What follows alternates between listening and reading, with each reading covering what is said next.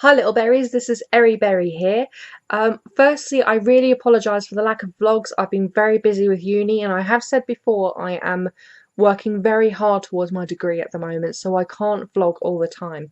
But the reason there was no Mad Monday last week, and I should have told you, I really am sorry, is because there was no group therapy last week because of the snow. The psychologists messaged us a couple of days before saying, look, because of the snow and in forecast for more snow, it's probably best because of safety that we don't run it this week and we'll run it next week. The Saturday just gone, which actually is the day before yesterday, would have been our last one if we had kept a schedule, but we haven't been able to. So this coming Saturday will be the last group therapy. Again, like we did before, we all went for a coffee afterwards. It was brilliant. I think there was a couple of ladies that couldn't make it, but we formed a really nice close-knit unit and I'm really enjoying it. This particular group therapy, I can't really talk much about it because, to be honest, all the way through it I kind of drifted off. From what I do remember, it was basically around social rules about what you should and shouldn't do in certain situations, like keeping eye contact and when you're talking in a group as opposed to one-on-one, that you kind of have to follow the same sort of rules, but you just focus on more people than you do one. I mean, it sounds like a no-brainer, but it can be really like solving equations to autistic people, talking to people in a group. Eye contact can be a huge problem with people with autism, and I said it on the last one, that sometimes you look between the eyes, or you sort of like look for a few seconds, look away, because sometimes maintaining that focus on someone when you know they're looking at you can often feel like that their eyes are just burrowing into you, and it's actually sometimes can be physically painful. The one thing I will say about this group therapy is that it's really helping me be more assertive and more confident and more sure of myself.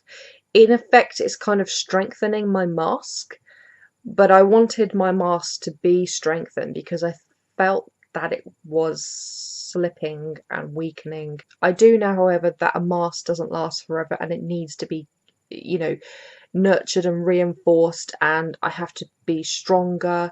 Sometimes you need to get weaker before you get stronger.